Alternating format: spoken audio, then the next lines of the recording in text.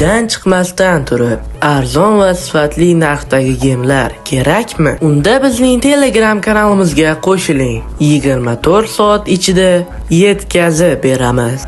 Hoziroq YouTube kanalimiz biosidan Telegram kanalimizga o'tishingiz mumkin. U yerda gemlar narxi bilan tanishib olasiz. Qani bo'lmasa, videomizni boshladik.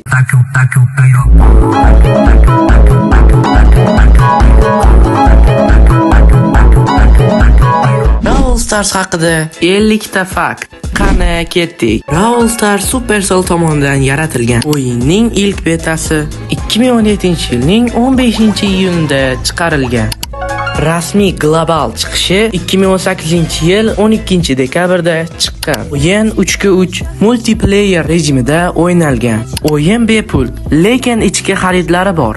O'yin birinchi bo'lib 2D formatda bo'lgan. Har bir qahramon Brawl deb atalgan.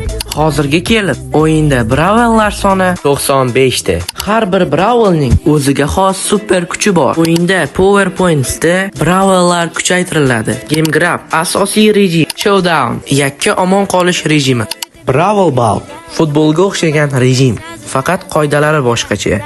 Haste raqib zonasini portlatish rejimi, Bounty rejimi, ko'proq yulduz to'plab g'olib bo'lish rejimi, Knockout rejimi, raqiblarni yo'q qilib g'alaba qilish rejimi, Duo rejimi, 2 kishilik omon qolish rejimi, Boss Fight Brawllar ulkan robotga qarshi, Big Game 5x1 kurash, Robo Rumble ko'pgina robotlarga qarshi kurash.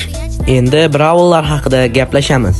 Shelly birinchi ochilgan Bayes, Colt uzoqdan hujum qiluvchi Bayes, Bull qisqa masofadan uruvchi Bayes, Nita uning ultasi ayiq chiqaradi, El Primo juda kuchli zarbalar bera oladi, Dynamite tepadan bomba otuvchi Bayes, Bo ultasi ko'rinmas minalar joylashtiradi, Jesse uning ultasi o'q otuvchi minora chiqaradi, Brock kichkina raketachalar otadi, Poco davolovchi musiqa chaladi.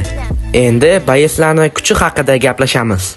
Har bir Brawlda super kuch bo'ladi. Ba'zi super kuch orqali Bayeslar joydan joyga o'tadi. Misol uchun Edgar. Ko'pgina Bayeslar super kuch orqali ko'p uron oladi. Bayeslar ultalari orqali super kuchlarini to'ldirishadi. O'yinchilarning kuchlarini Star Power va gadjet orqali kuchaytiriladi. Endi esa o'yin ichidagi tizimlar haqida gaplashamiz. Xip tizimda mavjud, ammo u faqat profil darajasiga ta'sir qiladi. Trophy Royal kuboklar oshgani sari mukofotlar beriladi. Brawl Pass mavsum mukofotlari tizimi.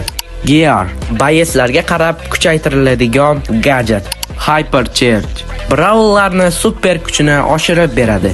Brawl Coin asosan Bayeslarni kuchaytirish uchun. Game Premium valyuta. Token Brawl Pass darajasini oshirish uchun. Blink skinlar ochish uchun. Kredit Brawllar ochish uchun. Endi skinlar haqida gaplashamiz.